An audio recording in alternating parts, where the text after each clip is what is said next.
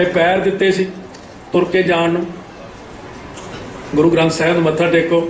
ਇਹ ਪ੍ਰਕਰਮਾ ਤਾਂ ਹੀ ਬਣਾਈ ਹੁੰਦੀ ਚਾਰੇ ਪਾਸੇ। ਤੁਸੀਂ ਕਦੇ ਹੋਰ ਧਾਰਮਿਕ ਥਾਵਾਂ ਜਾ ਕੇ ਦੇਖਿਓ, ਪ੍ਰਕਰਮਾ ਨਹੀਂ ਹੁੰਦੀ। ਬਹੁਤਿਆਂ ਥਾਵਾਂ ਤੇ ਦੇਖੋ ਪ੍ਰਕਰਮਾ ਨਾ ਹੋਊਗੀ। ਦੇਖੋ ਧਿਆਨ ਨਾਲ, ਦੂਜੇ ਧਰਮਾਂ ਜਾ ਕੇ ਦੇਖੋ, ਕੰਧ 'ਚ ਹੀ ਹੁੰਦਾ ਸਾਰਾ ਕੁਛ, ਐ ਨਹੀਂ ਹੁੰਦਾ ਉੱਪਰ ਦੀ। ਸਾਡੇ ਪਿੱਛੋਂ ਦੀ ਜ਼ਰੂਰ ਪ੍ਰਕਰਮਾ ਹੋਊਗੀ। ਹਰ ਪਹਿਲੜੀ ਲਾਭ ਪ੍ਰਵਿਰਤੀ ਕਰਮ ਦ੍ਰਿੜਾਇਆ ਬਲਰਾਮ ਜੀਓ। 4 ਪ੍ਰਕਰਮਾਂ ਹੁੰਦੀਆਂ ਲਾਵਾਂ ਵੇਲੇ। ਵੈਸੇ ਤਾਂ ਉਹ ਗੁਰੂ ਸਾਹਿਬ ਨੇ ਹੁਕਮ ਕੀਤਾ ਕਿ ਵਿਆਹ ਵੇਲੇ 4 ਪ੍ਰਕਰਮਾਂ 4 ਲਾਵਾਂ ਹੁੰਦੀਆਂ, ਪਰ ਉਹ ਤੇ ਇੱਕ ਇਹ ਹੁਕਮ ਹੈ, ਇਹਦੇ ਵੱਖੋਂ ਦੂਜਾ ਹੁਕਮ ਹੈ ਆਤਮਿਕ ਵਿਵਾਹ। ਗੁਰੂ ਗ੍ਰੰਥ ਸਾਹਿਬ ਨਾਲ ਸਾਡਾ ਆਤਮਿਕ ਵਿਵਾਹ ਹੁੰਦਾ। ਇਹ ਨਹੀਂ ਕਿ ਵਿਆਹ ਵੇਲੇ ਤੁਸੀਂ 4 ਪ੍ਰਕਰਮਾਂ ਕਰ ਲਈਆਂ ਮੁੜ ਕੇ ਨਹੀਂ ਕਰਨੀਆਂ। ਜਿਵੇਂ 5 ਬਾਣੀਆਂ ਪੜ੍ਹ ਕੇ 5 ਪਿਆਰੇ ਅੰਮ੍ਰਿਤ ਤਿਆਰ ਕਰਕੇ ਹੁਕਮ ਕੀਤਾ, ਇਹ 5 ਬਾਣੀਆਂ ਰੋਜ਼ ਪੜ੍ਹਨੀਆਂ, ਨਾ ਕਿ ਅੱਜ ਤੁਹਾਨੂੰ ਪੜ੍ਹ ਕੇ ਛਕਾਤਾ ਅੰਮ੍ਰਿਤ। ਇਸੇ ਤਰ੍ਹਾਂ ਜਦੋਂ ਲਾਵਾਂ ਤੇਰੀਆਂ ਹੋ ਗਈਆਂ ਤਾਂ ਤੂੰ ਪ੍ਰਕਰਮਾਂ ਕਰਨੀਆਂ ਰੋਜ਼ ਹੀ ਆ ਕੇ ਕਰਿਆ ਕਰ। 4-5 ਮਹਾਂਪੁਰਖ, ਉਹ ਜਿਹੜੇ ਏਡੇ ਏਡੇ ਬੜੇ ਸੰਤ ਮਹਾਤਮਾ ਹੋਏ ਆ, ਉਹ 13 ਪ੍ਰਕਰਮਾਂ ਕਿਉਂ ਕਰਦੇ ਸੀ? ਕਿਉਂ ਕਰਦੇ ਸੀ ਪ੍ਰਕਰਮਾਂ? ਕਿਉਂਕਿ ਗੁਰੂ ਦੇ ਦੁਆਲੇ ਪ੍ਰਕਰਮਾਂ ਕਰਨ ਨਾਲ ਬਹੁਤ ਬਖਸ਼ਿਸ਼ਾਂ ਹੁੰਦੀਆਂ। ਉਹ ਪਹਿਲੇ ਕਮਲੇ ਨਹੀਂ ਸੀ ਜਿਹੜੇ ਹਰਿਮੰਦਰ ਸਾਹਿਬ ਦੀਆਂ ਪ੍ਰਕਰਮਾਂ, ਨਿਸ਼ਾਨ ਸਾਹਿਬ ਦੀਆਂ ਪ੍ਰਕਰਮਾਂ ਕਰਦੇ ਸੀ। ਮੈਂ ਇਹ ਨਹੀਂ ਕਹਿੰਦਾ, ਇੱਕ ਚੀਜ਼ ਹੁੰਦੀ ਆ, ਮੈਨੂੰ ਕਿਸੇ ਨੇ ਕਿਹਾ ਤੂੰ ਨਾ ਕਰ, ਠੀਕ ਹੈ, ਮੈਂ ਤੇਰੀ ਗੱਲ ਮੰਨਦਾ, ਮੈਂ ਕਰਦਾ ਨਹੀਂ, ਪਰ ਮੈਂ ਇੱਕ ਵਾਰ ਪ੍ਰੈਕਟੀਕਲ ਕਰਕੇ ਦੇਖਾਂ। ਮੈਂ ਪ੍ਰੈਕਟੀਕਲ ਕੀਤਾ, ਮੈਨੂੰ ਚੰਗਾ ਲੱਗਿਆ। ਅੱਗੇ ਨਾਲੋਂ ਮਨ ਦੇ ਉੱਤੇ ਗਹਿਰਾ ਪ੍ਰਭਾਵ ਛੱਡਿਆ ਉਹਨੇ। ਅੱਜ ਦੇ ਯੁੱਗ ਵਿੱਚ ਸਾਨੂੰ ਕੋਈ ਤੁਰਿਆ ਜਾਂਦੇ ਕੋਈ ਚੀਜ਼ ਕਹਿ ਰਹੇ, ਆਪਾਂ ਉੱਥੇ ਹੀ ਮੰਨ ਲੈਂਦੇ ਹਾਂ। ਉਹ ਸਰੋਵਰ 'ਚ ਨਹਾਉਣ ਦਾ ਕੀ ਫਾਇਦਾ ਜੀ? ਔਰ ਤੁਸੀਂ ਬੜੇ ਪੱਕੇ ਗੁਰਸਿੱਖ ਗੁਰੂ ਗ੍ਰੰਥ ਸਾਹਿਬ ਦੇ ਨਹੀਂ, ਉਸ ਬੰਦੇ ਦੇ ਆ ਜਿਹੜਾ ਕਹਿੰਦਾ ਸਰੋਵਰ 'ਚ ਨਹਾਉਣਾ ਨਹੀਂ ਚਾਹੀਦਾ। ਤੁਸੀਂ ਉਹਦੇ ਸਿੱਖ ਆ ਕਿ ਗੁਰੂ ਗ੍ਰੰਥ ਸਾਹਿਬ ਦੇ ਸਿੱਖ? ਮਹਾਰਾਜ ਸੱਚੇ ਪਾਤਸ਼ਾਹ ਕਹਿੰਦੇ ਨੇ ਸਰੋਵਰ ਦਾ ਇਸ਼ਨਾਨ ਤੁਹਾਨੂੰ ਦੱਸਿਆ ਹੈ, ਉਹ ਬੜੀਆਂ ਡੂੰਘੀਆਂ ਥਿਊਰੀਆਂ ਸਰੋਵਰ ਦੀਆਂ ਵੀ, ਇਹਨਾਂ ਕਕਾਰਾਂ ਦੀਆਂ ਵੀ, ਇਹਨਾਂ 5 ਬਾਣੀ ਦੇ ਨਿਤਨੇਮ ਦੀਆਂ ਵੀ, ਇਹ ਗੁਰੂ ਗ੍ਰੰਥ ਸਾਹਿਬ ਦੇ ਦਾਲੇ ਪ੍ਰਕਰਮਾਂ ਦੀਆਂ ਵੀ। ਇੱਥੇ ਨਗਰ ਕੀਰਤਨ ਹੁੰਦਾ, ਸਰੂਪ ਲੈ ਕੇ ਜਾਂਦੇ ਆ, ਸਾਰਿਆਂ ਸ਼ਹਿਰਾਂ 'ਚ ਨਗਰ ਕੀਰਤਨ ਦਾ ਵਰਲਡ ਵਿੱਚ ਸਾਰੇ ਜਾਣੇ। ਕਈ ਥਾਵਾਂ ਤਾਂ 5 ਪਿਆਰੇ ਆਏ ਫਿਰ ਨੰਗੇ ਚਰਨੀ ਜਾਂਦੇ ਆ। ਮੈਂ ਇੱਕ ਸ਼ਹਿਰ ਗਿਆ ਸੀ USA ਸੈਕਰਾਮੈਂਟੋ, ਧਰਤੀ ਬਹੁਤ ਤਪਦੀ ਸੀ। 5 ਪਿਆਰੇ ਇੰਨੇ ਜਿੱਦੀ ਸਿੰਘ ਲੱਗੇ, ਉਹ ਕਹਿੰਦੇ ਖੜਾਵਾਂ ਵੀ ਨਹੀਂ ਪਾਉਣੀਆਂ। ਮੈਂ ਕਿਹਾ ਬਹੁਤ ਗਰਮ ਧਰਤੀ ਥੱਲਿਓਂ, ਕਹਿੰਦੇ ਜੋ ਮਰਜ਼ੀ ਹੋ ਜੇ, ਭਾਵੇਂ ਚੜ੍ਹਾਈ ਕਰ ਜੇ। ਅਸੀਂ ਗੁਰੂ ਗ੍ਰੰਥ ਸਾਹਿਬ ਦੇ ਅਸੀਂ ਨਾਲ ਪਿੱਛੇ ਸੰਗਤ ਢੋਲਕੀਆਂ ਛੇੜੇ ਜੋ। ਉਹ ਵੀ ਇਹ ਸੰਗਤ ਨੂੰ ਪੁੱਛੋ ਨਗਰ ਕੀਰਤਨ ਵਿੱਚ ਨਾਲ ਜਾਣ ਦਾ ਕੀ ਫਾਇਦਾ? ਕਹਿੰਦੇ ਜਿੰਨੇ ਕਦਮ ਚੱਲਾਂਗੇ ਉਹਨੇ ਕਦਮ ਸਫਲੇ ਹੋਣਗੇ। ਬਈ ਬੜੇ ਸਿਆਣੇ ਸਿੱਖ ਆ। ਫਿਰ ਜੇ ਗੁਰੂ ਗ੍ਰੰਥ ਸਾਹਿਬ ਦੇ ਦੁਆਲੇ ਚੱਲੋਗੇ ਤਾਂ ਫਿਰ ਪੈਰ ਸਫਲ ਨਾ ਹੋਣਗੇ ਤੁਹਾਡੇ। ਨਗਰ ਕੀਰਤਨ ਤਾਂ ਹੁਣ ਅਸੀਂ ਰੋਜ਼ ਕੱਢਣਾ। ਨਗਰ ਕੀਰਤਨ ਤਾਂ ਸਾਲ 'ਚ 1 ਵਾਰੀ 2 ਵਾਰੀ ਹੁੰਦਾ। ਤੁਸੀਂ ਆਪਣੇ ਇਹਨਾਂ ਚਰਨਾਂ ਨੂੰ ਗੁਰਮੁਖੋ ਰੋਜ਼ ਸਫਲੇ ਕਰ ਸਕਦੇ ਹੋ। ਬਾਹਲੀ ਸੰਗਤ ਨੋਟ ਕਰ ਲਓ, ਇੱਥੇ ਮੱਥਾ ਟੇਕ ਕੇ ਉਹ ਉੱਥੇ ਜਾ ਕੇ ਬਹਿਣਗੇ, ਇੱਕ ਵੀ ਪ੍ਰਕਰਮਾ ਨਹੀਂ ਕਰਦੇ ਹੈ ਮਹਾਰਾਜ। ਜੇ ਤੁਹਾਨੂੰ ਕੋਈ ਪ੍ਰੋਬਲਮ ਹੈ ਘਰਾਂ ਵਿੱਚ, ਹੋਰ ਕੋਈ ਇਹ ਉਹ ਸਰੀਰ ਦੀ, ਗੁਰੂ ਗ੍ਰੰਥ ਸਾਹਿਬ ਦੀਆਂ 11 ਪ੍ਰਕਰਮਾਂ ਰੋਜ਼ ਕਰਕੇ 1 ਮਹੀਨੇ ਬਾਅਦ ਨੋਟ ਕਰ ਲਿਓ ਕੀ ਫਾਇਦਾ ਹੋਇਆ। ਤੁਸੀਂ ਕਰਕੇ ਤਾਂ ਦੇਖੋ 11 ਪ੍ਰਕਰਮਾਂ। ਉਹ 10ਵੇਂ ਪਾਤਸ਼ਾਹ ਨੇ ਜਦੋਂ ਗੁਰਤਾ ਗੱਦੀ ਸੌਂਪਤੀ 5 ਪ੍ਰਕਰਮਾਂ ਕੀਤੀਆਂ ਮਹਾਰਾਜ ਨੇ ਗੁਰੂ ਗ੍ਰੰਥ ਸਾਹਿਬ ਦੀਆਂ। ਉਹ ਵੀ ਤਾਂ ਨਾਰੀਅਲ ਰੱਖ ਕੇ ਮੱਥਾ ਟੇਕ ਕੇ ਸੰਗਤ 'ਚ ਬਹਿ ਜਾਂਦੇ ਵੀ ਆਗਿਆ ਪਈ ਅਕਾਲ ਕੀ, ਬਸ ਠੀਕ ਹੈ। ਪਹਿਲੇ ਪਾਤਸ਼ਾਹ ਨੇ ਕਿਉਂ ਪ੍ਰਕਰਮਾਂ ਕੀਤੀਆਂ? ਪਹਿਲੇ ਪਾਤਸ਼ਾਹ ਨੂੰ ਕਹਿ ਰਹੇ ਇਹ ਬੇਦੀ ਜਿਹੜੀ ਅੱਗ ਹੁੰਦੀ, ਬੇਦੀ ਕਹਿੰਦੇ ਬੇਦੀ ਦੇ ਦੁਆਲੇ ਪ੍ਰਕਰਮਾਂ ਕਰੋ। ਉਹ ਕਹਿੰਦੇ ਮੈਂ ਨਹੀਂ ਅੱਗ ਦੁਆਲੇ ਪ੍ਰਕਰਮਾਂ ਕਰਨੀ। ਕਿਉਂ? ਕਹਿੰਦੇ ਮੈਂ, ਮੇਰਾ ਗੁਰੂ ਹੀ ਨਹੀਂ ਹੈ। ਇਹ ਤੇ ਤੁਹਾਡਾ ਗੁਰੂ ਕੋਈ ਨਵਾਂ ਆ ਗਿਆ? ਸਤਿਯੁਗ ਤੋਂ ਲੈ ਕੇ ਅੱਗ ਦੇ ਦੁਆਲੇ ਪ੍ਰਕਰਮਾਂ ਨਹੀਂ। ਗੁਰੂ ਨਾਨਕ ਸਾਹਿਬ ਨੇ ਐਸਾ ਪੁਆਇੰਟ ਦੱਸਿਆ, ਸਭ ਚੁੱਪ ਹੋ ਗਏ।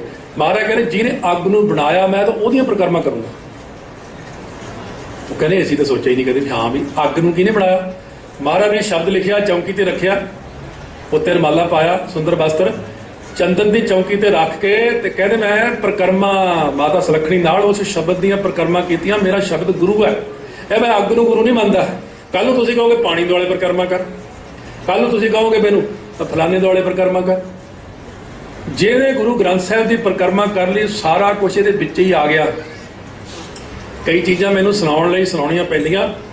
ਬਹੁਤ ਸਾਰੇ ਲੋਕ ਫਿਰ ਕਹਿੰਦੇ ਵੀ ਇਹ ਗੱਲ ਜੀ ਬਾਹਰੋਂ ਕਿਉਂ ਸੁਣਾਈ, ਹੁਣ ਤੁਹਾਨੂੰ ਸਮਝ ਨਹੀਂ ਲੱਗਣੀ ਉਦੋਂ ਤੱਕ। ਇੱਕ ਵਾਰ ਦੇਵਤਿਆਂ ਵਿੱਚ ਵੀ ਰੌਲਾ ਪੈ ਗਿਆ ਸੀ, ਮੈਂ ਵੱਡਾ ਹੋ ਗਏ, ਮੈਂ ਵੱਡਾ ਹੋ ਗਏ, ਮੈਂ ਵੱਡਾ,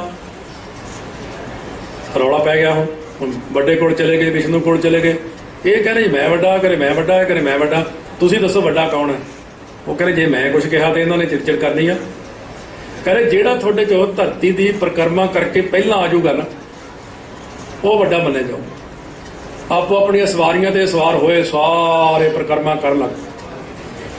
ਕਹਿੰਦੇ ਸ਼ਿਵ ਜੀ ਕੋਲ ਗਿਆ ਗਣੇਸ਼, ਪਿਤਾ ਜੀ ਮੇਰੀ ਤਾਂ ਸਵਾਰੀ ਛੋਟੀ ਜੀ ਚੂਹੇ ਦੀ, ਇਹ ਮੈਂ ਹੁਣ ਕਿਵੇਂ ਫਿਰ ਅੱਗੇ ਲੰਘੂਗਾ ਇਹਨਾਂ ਤੋਂ? ਸ਼ਿਵ ਜੀ ਨੇ ਇੱਕ ਗੱਲ ਦੱਸੀ। ਸ਼ਿਵ ਜੀ ਵੀ ਪਰਮਾਤਮਾ ਦਾ ਸਿਮਰਨ ਕਰਦਾ। ਉਹ ਕਹਿੰਦਾ ਪੁੱਤ ਇੱਥੇ ਪੱਥਰ ਤੇ ਰਾਮ ਲਿਖ ਕੇ ਰੱਖਤਾ, ਤੂੰ ਰਾਮ ਦੇ ਨਾਮ ਦੀ ਪਰਿਕਰਮਾ ਕਰੀ ਜਾ, ਤੂੰ ਜਿੱਤ ਜਾਏਗਾ। ਉਹ ਸਾਰੇ ਦੇਵਤੇ ਜਿੱਥੋਂ ਲੰਘਣ ਪਹਿਲੇ ਚੂਹੇ ਦੀਆਂ ਪੈੜਾਂ ਜੀਆਂ, ਉਹ ਕਹਿੰਦੇ ਇਹ ਗਣੇਸ਼ ਕਦੋਂ ਲੰਘੇ ਇੱਥੋਂ?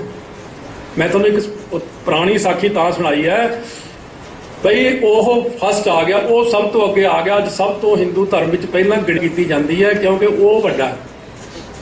ਉਹ ਵੱਡਾ ਕਿਉਂ ਹੋਇਆ ਕਿ ਵੱਡਾ ਸਾਹਿਬ ਉੱਚਾ ਥਾਓ, ਉੱਚੇ ਉੱਪਰ ਉੱਚਾ ਨਾਓ, ਇਹ ਵੱਡ ਉੱਚਾ ਹੋਵੇ ਕੋਏ, ਤਿਸ ਉੱਚੇ ਕੋ ਜਾਣਾ ਸੋਏ।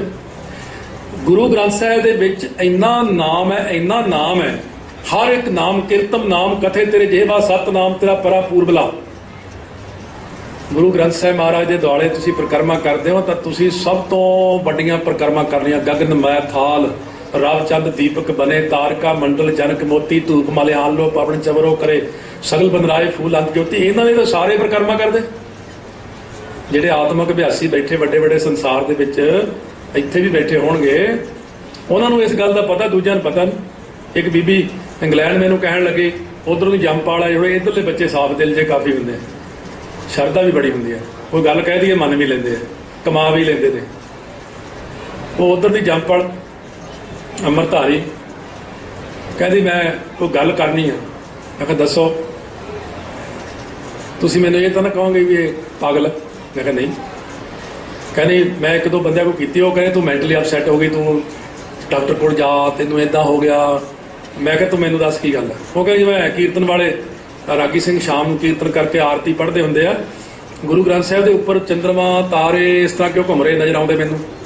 ਮੈਂ ਕਿਹਾ ਉਹ ਗੁਰੂ ਗ੍ਰੰਥ ਸਾਹਿਬ ਦੀ ਪਰਿਕਰਮਾ ਕਰਦੇ, ਸਾਰਾ ਪੂਰਾ ਬ੍ਰਹਿਮੰਡ ਗੁਰੂ ਗ੍ਰੰਥ ਸਾਹਿਬ ਦੀ ਪਰਿਕਰਮਾ ਕਰਦਾ। ਮੈਂ ਕਿਹਾ ਇਹ ਤੇਰੇ ਮੇਰੇ 'ਚ ਗੱਲ ਆ ਜਾਂ ਕਿ ਅਭਿਆਸੀਆਂ 'ਚ ਗੱਲ ਹੁੰਦੀ, ਆਮ ਬੰਦੇ ਨੂੰ ਕਿਸੇ ਨੂੰ ਕਹਿ ਦੀ, ਫਿਰ ਤੈਨੂੰ ਮੈਂਟਲੀ ਅਪਸੈਟ ਹੀ ਕਿਹਾ ਜਾਊਗਾ। ਇੰਗਲੈਂਡ ਵਿੱਚ 2-3 ਬੰਦੇ ਜੇਲ੍ਹ 'ਚ ਨੇ, ਪਾਗਲਖਾਨੇ ਵਾਲੀ 'ਚ, ਉਹ ਇਹੀ ਚੀਜ਼ ਦੱਸਦੇ ਸੀ। ਮਤਲਬ ਉਹ ਤਾਂ ਲੋਕ ਉੱਥੇ ਡਰਦੇ ਨੇ ਵੀ ਜੇ ਦੱਸਤਾ ਨਾ ਕਹਿਣਗੇ ਇਹਨੂੰ ਕੀ ਹੋ ਗਿਆ, ਕਮਲੀ ਹੋ ਗਈ ਹੈ। ਕਮਲੀ ਨਹੀਂ ਹੋ ਗਈ, ਹਾਲੇ ਤਾਂ ਅੰਦਰਲਾ ਹਿੱਸਾ ਤੁਸੀਂ ਖੋਲ੍ਹਿਆ ਨਹੀਂ, ਐਕਟੀਵੇਟ ਹੀ ਨਹੀਂ ਕੀਤਾ ਕੁਛ ਅੰਦਰੋਂ, ਹਾਲੇ ਤਾਂ ਬਾਹਰੋਂ ਐਕਟੀਵੇਟ ਹੋ ਤੁਸੀਂ। ਹਾਲੇ ਆਤਮਿਕ ਤੌਰ ਤੇ ਤੁਸੀਂ ਤਰੱਕੀ ਕੀਤੀ ਨਹੀਂ, ਅਭਿਆਸ ਕੀਤਾ ਨਹੀਂ, ਮਿਹਨਤ ਕੀਤੀ ਨਹੀਂ। ਹਾਲੇ ਤਾਂ ਇਹੀ ਹੈ ਜੀ। ਆ ਮੈਂ ਜਦੋਂ ਸਿੰਘਾਂ ਨਾਲੇ ਤੋਂ ਲੰਘਦਾ ਬਾਜ਼ਾਰ ਚੋਂ, ਆ ਦੇਖੋ ਜੀ ਇਹਨਾਂ ਦੀਆਂ ਇੰਨੀਆਂ ਦੁਕਾਨਾਂ, ਇੰਨੀਆਂ ਕਰੋੜ ਦੀਆਂ, ਬਸ ਇਹੀ ਹੈ। ਬਸ ਆਹ ਬੰਦੇ ਕੋਲ ਨਾ ਮਰਸਰੀ ਕਾਰ ਹੈ, ਆਹ ਬੰਦੇ ਕੋਲ ਆ ਉਹ ਜ਼ੀਰੋ ਹੈ, ਜ਼ੀਰੋ। ਜਿੰਨੀਆਂ ਮਰਜ਼ੀ ਇੱਥੇ ਕਾਰਾਂ ਲਈ ਫਿਰੋ, ਜਿੰਨੇ ਮਰਜ਼ੀ ਭਾਵੇਂ ਟਾਵਰ ਦੋਵੇਂ ਖਰੀਦ ਲਓ, ਫਿਰ ਕੀ ਹੋ ਜਾਊਗਾ?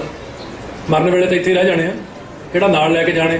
ਜਿਹੜੀ ਨਾਲ ਲੈ ਕੇ ਜਾਣ ਵਾਲੀ ਚੀਜ਼ ਆ ਉਹ ਤਾਂ ਹਲੇ ਕਮਾਈ ਨਹੀਂ ਕੀਤੀ ਤੁਸੀਂ। ਬਸ ਮੈਂ ਇਸ ਗੱਲ ਵੱਲ ਹੀ ਦੇਖਦਾ ਰਹਿਣਾ, ਇੰਨੇ ਰਿੰਗਟ, ਇੰਨੇ ਪੈਸੇ।